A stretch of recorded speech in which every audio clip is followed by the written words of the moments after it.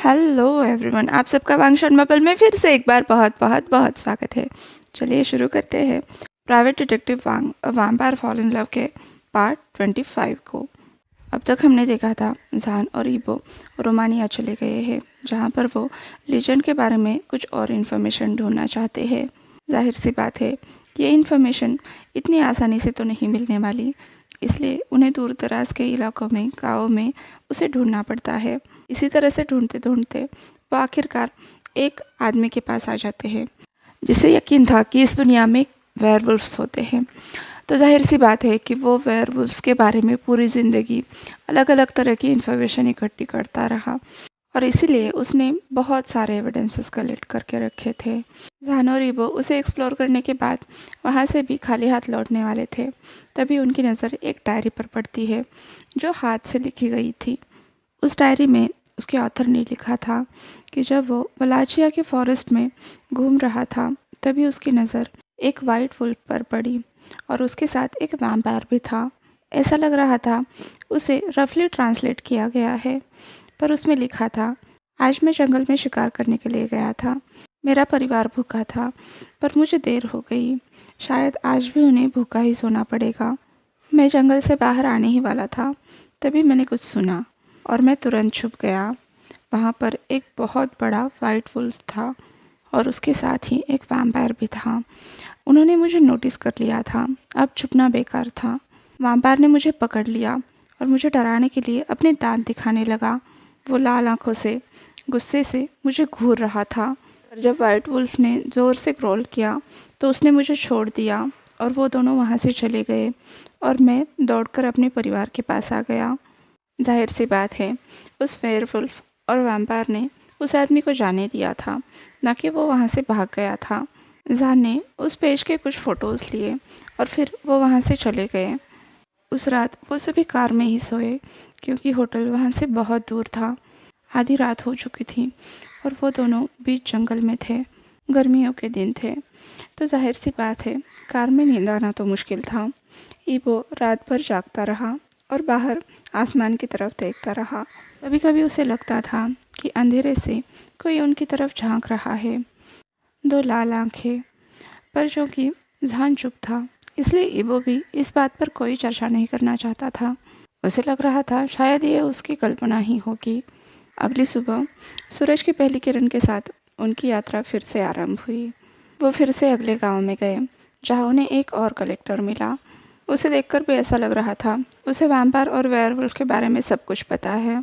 जब जान उससे बातें कर रहा था, ईबो पूरे कमरे में घूमकर उसके द्वारा कलेक्ट की गई चीज़ों को देख रहा था। फॉर्चुनेटली इस बार कोई क्रीपी बेसमेंट नहीं था। फर्स्ट फ्लोर पर उसने एक रूम बनाकर सभी चीज़ों को अच्छे ढंग से रखा था। वहीं पर एक बुक शेल्फ थी। वहाँ पर एक स्पेसिफिक बुक ने ईवो का ध्यान अपनी तरफ खींच लिया। हो सकता है उसके कलर की वजह से, क्योंकि वो डार्क रेड कलर में थी, बिल्कुल खून के जैसे, जबकि बाकी की बुक्स काली या फिर ब्राउन कलर के कवर में थी। ईवो ने वो बुक लिया और उसे खोलकर पढ़ने लगा, पर उसकी भाषा उसके समझ में नहीं आ रही थी। पर उसमें जो चित्र बनाए गए थे वो बहुत ही इंटरेस्टिंग थे। वो वेयरवुल्फ और वैम्पायर के बारे में थे। उसमें कुछ हैंड रिटन नोट्स भी लिखे थे। जब ईबो ने वो डायरी ली को दिखाई, तो उसने तुरंत उस बुक को हाथ में लेकर आगे पढ़ना शुरू किया। साथ में उसे ट्रांसलेट भी करने लगी। जहान ने भी उसमें जो कुछ भी एंट्रीज थी उसके फ़ोटोज़ लिए। अनफॉर्चुनेटली उस बुक में भी उस वाइट वुल्फ और वैम्पायर के बारे में कुछ नहीं मिला। पता नहीं क्यों, पर ईबो इस पूरे वक्त उन पिक्चर्स की तरफ देख रहा था, और उसके दिमाग में बस एक ही नाम चल रहा था, विक्टर फ्रैंकेनस्टाइन। पता नहीं क्यों, शायद इसलिए कि उसने फ्रैंकेनस्टाइन मूवी देखी थी। वो तो कुछ हफ्ते पहले देखी थी, पर शायद उसकी यादें अभी भी ताज़ा थी, क्योंकि वो पिक्चर्स उस मूवी से काफ़ी ज़्यादा मिलते जुलते थे। उस बुक में वैम्पायर और वेयरवुल्फ अंदर से कैसे दिखते हैं, उनका बॉडी स्ट्रक्चर कैसा होता है, ये सब लिखा था। ऐसा लग रहा था वो एक साइंटिफिक बुक है। ईबो तो हैरत में पड़ गया। क्या सच में ऐसा होता था? वैम्पायर और वेयरवुल्फ को काटा जाता था सिर्फ ये देखने के लिए कि वो अंदर से कैसे हैं? और अगर ऐसा नहीं होता, तो वो ये सब रिकॉर्ड कैसे कर पाते? खासकर उनकी मौत के बाद तो ये पॉसिबल ही नहीं था। तो वो जिंदा ही होंगे। और इसीलिए ईबो को इस बात में कोई शक नहीं लग रहा था कि वैम्पायर और वेयरवुल्फ छुप कर रहते हैं, क्योंकि इंसान की करतूतें ही ऐसी है। 12 दिन हो चुके थे। उन्हें अभी भी कोई पुख्ता सबूत या कोई भी प्रोग्रेस के आसार नहीं दिख रहे थे। इन दिनों ईबो को एक बात पर तो यकीन हुआ कि जहान रोमानिया में अच्छा खासा घुमा है, सर्च किया है और उसे बहुत ज़्यादा अनुभव है। अभी वो आराम कर रहा था और जहान और ली अपने आगे की सर्च के बारे में बातें कर रहे थे। पुरानी सर्च को सेव कर रहे थे, कुछ डॉक्यूमेंट्स ट्रांसफ़र कर रहे थे। उनका काम चलने तक ईबो ने कुछ देर तक रिलैक्स किया, फिर हाईकॉन से कॉल करके बात की, चेंग से भी बात की। ऐसा लग रहा था वो दोनों बहुत खुश हैं। वो दोनों तो वापस आना चाहते थे, पर ग्रैंडपा शाओ ने मना कर दिया, इसलिए उन्होंने अपनी ट्रिप पोस्टपोन कर दी। उसके बाद ईबो ने ट्विंस को भी कॉल लगाया। उस वक्त वो दोनों इज़हान के साथ मस्ती कर रहे थे। उन्होंने बताया कि इज़हान हमेशा ईबो के रूम के बाहर जाकर आवाज़ करता रहता है, जैसे वो उनकी राह देख रहा हो या उन्हें पुकार रहा हो। कभी कभी तो उन्हें रात भर जगाए रखता है। इसके बाद ईबो ने ग्रैंडपा शाओ से भी बात की। ऑफ कोर्स उनसे बात करना भी ज़रूरी था। ईबो और जहान हर 2-3 दिन में उन्हें भी कॉल लगाते थे। वो बोल रहे थे उन्होंने कल ही तो ब्लैक वुल्फ्स को मार डाला और 3 वैम्पायर्स को भी, जो फार्म में घुसने की कोशिश कर रहे थे। ग्रैंडपा शाओ के मुताबिक वहाँ की परिस्थिति बहुत बिगड़ती जा रही थी, क्योंकि अब ह्यूमंस को भी शक होने लगा था कि जंगल में कुछ न कुछ तो चल रहा है और अथॉरिटीज़ बार बार सिक्योरिटी फोर्सेस को जंगल में भेज रहे थे। ऐसा हमेशा होता था, ये तो ईबो को अंदेशा था, पर आजकल लोगों की गायब होने की घटनाएं बहुत ज़्यादा बढ़ गई थी और खून सूखी हुई डेड बॉडीज़ मिलने की घटनाएं भी बार बार नज़र आ रही थी। अब ईबो ने होमिसाइड डिपार्टमेंट में कॉल लगाकर ये कहा कि वो इस केस से पीछे हट रहे हैं, क्योंकि ये बहुत डेंजरस है। वो दो लोग भी इस बात को समझ चुके थे। वैसे भी वो दोनों अब शहर में नहीं थे और उनकी जगह कोई और काम कर रहा था, तो उससे ये अपेक्षा करना कि वो अपने पहले ही केस पर अपनी जान जोखिम में डाले, ये ऑफिसर्स को सही नहीं लग रहा था। वैसे भी रे और बिन्यून के लिए बाकी के केसेस ही काफ़ी थे। अभी वो कॉल कट करके जहान की तरफ देखकर सोचने लगा, ये तो सही है कि इन 12 दिनों में उन्हें उन लेजेंड्स का पता नहीं चला। ऑब्वियसली उन दोनों ने इतने सालों तक खुद को दुनिया से छुपा कर रखा है, इस हाईटेक के ज़माने में भी। इसका मतलब वो छुपने में सच में माहिर थे। पर यह कहना गलत होगा कि जहान और ईबो के हाथ कुछ भी नहीं लगा। इस पूरी यात्रा के दरमियान उन्हें फिजिकल होने का मौका नहीं मिला, पर फिर भी इस यात्रा में दोनों और करीब आते रहे। माना कि जहान हमेशा बुक्स और रिसर्च में बिजी रहता था, फिर भी ईबो को उसके साथ एक अलग ही कनेक्शन महसूस हो रहा था। उसे ऐसा लग रहा था कि उसका और जहान का मीटिंग का समय बहुत नज़दीक आ रहा है। वो तो बेसब्री से उस दिन का इंतज़ार कर रहा था। ऐसे ही पूरा महीना बीत गया। उन्हें रोमानिया में आए 34 दिन हो गए थे। वो तीनों पूरा रोमानिया घूम चुके थे और अब उन्होंने होटल में जाना भी बंद कर दिया था।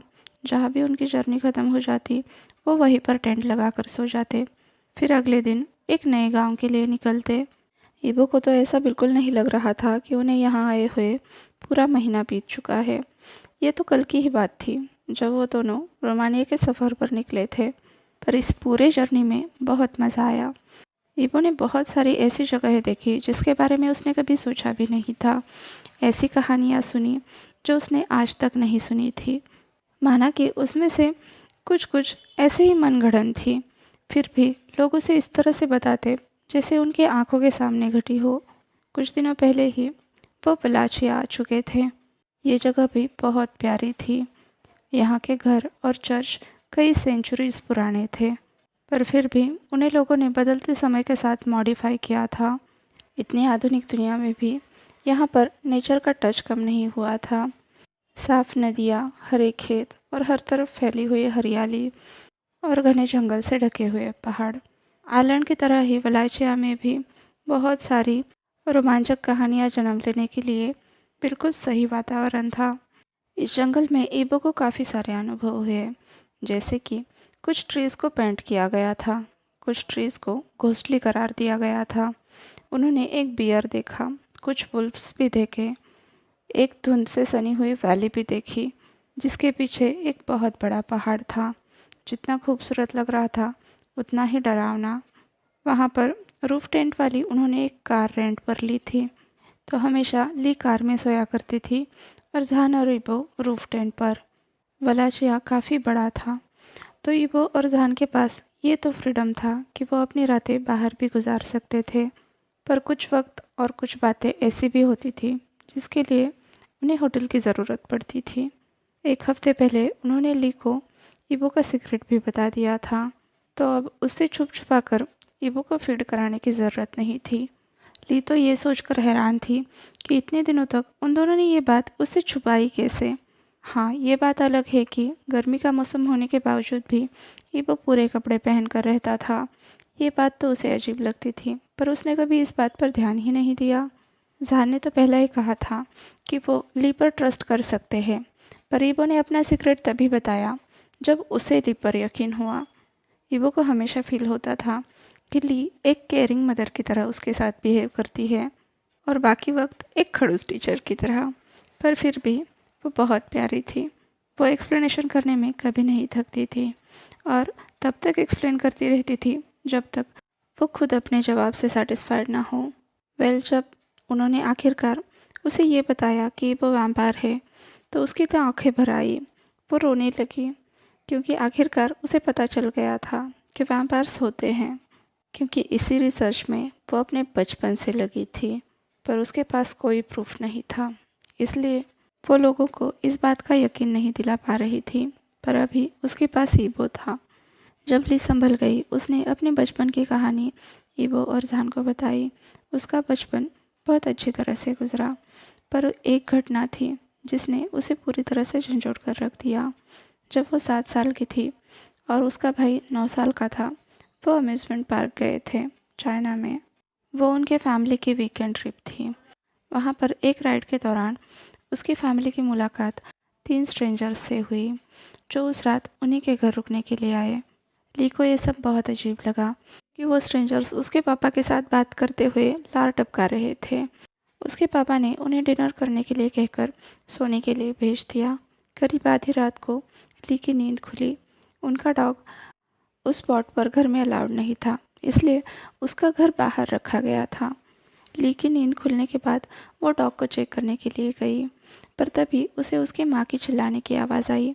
जब उसने खिड़की से अंदर झांक कर देखा, तब उसने देखा कि वो तीनों क्रीपी लोग उसकी माँ, पापा और भाई को अपने सामने बिठाकर उनकी तरफ बहुत अजीब नज़रों से देख रहे हैं।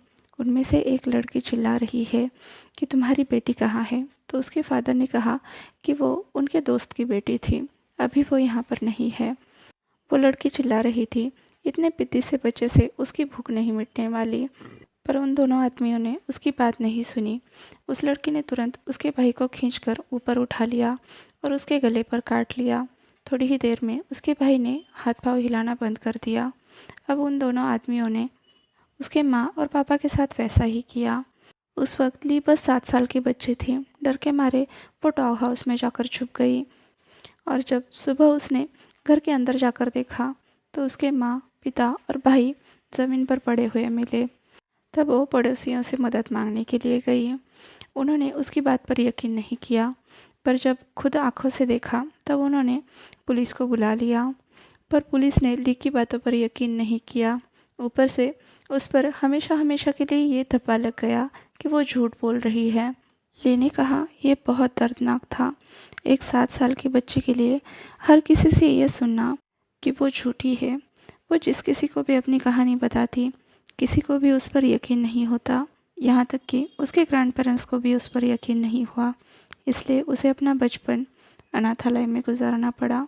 उसके रिलेटिव्स ने उसे मंथली खर्च देना सही समझा, उस 7 साल की बच्ची को सहारा और प्यार देने की बजाय। फॉर्चुनेटली 1 साल बाद उसे अडॉप्ट किया गया। वो कपल रोमानिया से आया था, इसलिए वो वापस यही आकर शिफ्ट हो गए और ली ने और तभी से ली अपने रिसर्च के काम पर लग गई, क्योंकि उसके एडॉप्टिव पेरेंट्स को उस पर यकीन था, इसलिए उन्होंने उसे सपोर्ट किया। इसलिए जब ली को ईबो की सच्चाई पता चली, तब वो बहुत खुश हुई, क्योंकि उसके लिए ये प्रूफ था कि वो झूठ नहीं बोली थी और ना ही उसने सच्चाई छुपाने के लिए अपनी मनगढ़ंत कहानी बनाई थी। ये उसके लिए बहुत ज़रूरी था। पर इससे ईबो के दिमाग में एक नया सवाल पैदा हुआ। लोग जानते हैं कि वैम्पायर होते हैं, फिर भी उन्होंने उनके अस्तित्व को छुपा कर रखा है, क्योंकि ली का कहना था उसके पेरेंट्स की डेड बॉडीज़ को तुरंत जलाया गया, उनके फैमिली के आने तक का इंतज़ार नहीं किया गया। तभी ईबो को भी एहसास हुआ, जब वो वैम्पायर बना था उसे भी अपनी ज़रूरत की इन्फॉर्मेशन निकालने के लिए भी बहुत स्ट्रगल करना पड़ा था। पर कितनी भी रिसर्च करने के बाद भी उसे अपने जैसा कोई और नहीं मिला था। बस सुनी सुनाई कहानियाँ सुनने को मिली थी। इसका मतलब एक ही था, वैम्पायर्स होते हैं पर उनका एग्जिस्टेंस हमेशा छुपा कर रखा जाता है।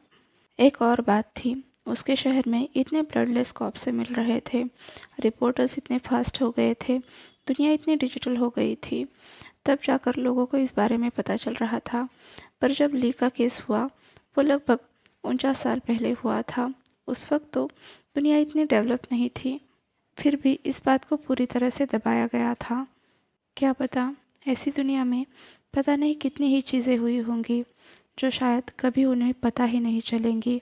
पता नहीं ली जैसे कितने सारे बच्चे होंगे, कितनी सारी फैमिलीज़ होंगी जो इन वैम्पायर्स पर कुर्बान हुई होंगी। लोग तो हमेशा यही सोचते होंगे कि वैम्पायर और वेयरवुल्फ बस कहानियाँ होते हैं, पर मेरे विसुक संग्युके जैसे वैम्पायर भी होते हैं, और थान और उसके पैक जैसे वेयरवुल्फ भी एग्जिस्ट करते हैं, पर वो सब सीक्रेट रहते हैं उन्हीं के बीच, पर उन्हीं से छुपकर। ईबो को उस वक्त जान की बताई हुई कहानियाँ याद आ रही थी, वहीं जहाँ पर एक वैम्पायर को 10 साल के लिए कोमा में भेज दिया गया था और बाद में उसे खून पिलाकर फिर से ज़िंदा कर दिया था। उसी तरह से साइंटिस्ट ने एक शी वेयरवुल्फ को कैद करके रखा था। उन्होंने उसके साथ बहुत बार रेप किया और जब उसे बच्चा हुआ उन्होंने उसे उसी के सामने मार दिया और उसी के सामने उसे खाने के लिए फेंक दिया, ये साबित करने के लिए कि वेयरवुल्फ, उस भूखी वेयरवुल्फ को मजबूरी में अपने बच्चे की डेड बॉडी खानी पड़ी, क्योंकि उसे बहुत दिनों से भूखा रखा गया था। उस पर वो तरह तरह के प्रयोग करते थे, उसकी प्रेगनेंसी और उसके बॉडी स्ट्रक्चर को जानने के लिए, और उसे ज़िंदगी भर इस सब से गुजरना पड़ा। इस सब से तो बस यही साबित होता है ना कि इंसान कितना खतरनाक हो सकता है और कितना बददिमाग भी।